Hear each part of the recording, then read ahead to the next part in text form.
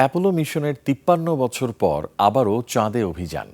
যুক্তরাষ্ট্রের ফ্লোরিডার Kennedy space centre থেকে উৎক্ষেপণ করে নাসার ঐতিহাসিক মিশন আর্টেমিস-২, যার ৪ নভোচারী রয়েছেন এই অভিযাত্রায়। বিস্তারিত তাফসির ফিজা রিপোর্টে।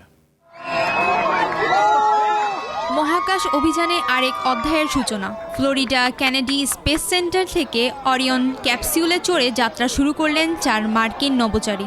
এই মিশনের নাম দেওয়া হয়েছে আর্টেমিস-২। এই অভিযানে আছেন মার্কিন ৩ জন এবং কানাডিয়ান ১ জন মহাকাশচারী। তাদের বহনকারী অরিয়ন ক্যাপসিউলটির নাম ইন্ট্রিগেট্রি।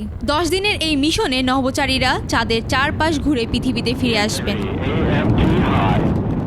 এই মিশনকে যুক্তরাষ্ট্রের বিশাল অর্জন হিসেবে দেখছেন প্রেসিডেন্ট ডোনাল্ড ট্রাম্প। নিজের সামাজিক যোগাযোগ মাধ্যমে দেওয়া বার্তায় তিনি বলেন, ৫০ বছরের সময় পর আমেরিকা আবারও চাঁদে যাচ্ছে।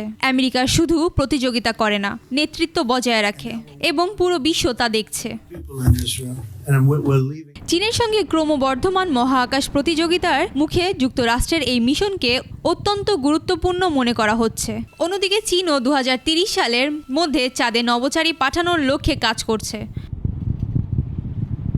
আর্টেমিস-২ মিশনের বিশেষজ্ঞদের মতে ভবিষ্যতে চাঁদের খনিজ সম্পদ আহরণ এবং মঙ্গলের মতো আরও কঠিন অভিযানের প্রস্তুতি নেওয়ার ক্ষেত্রে এই মিশনের অভিজ্ঞতাকে কাজে লাগাতে পারবে যুক্তরাষ্ট্র।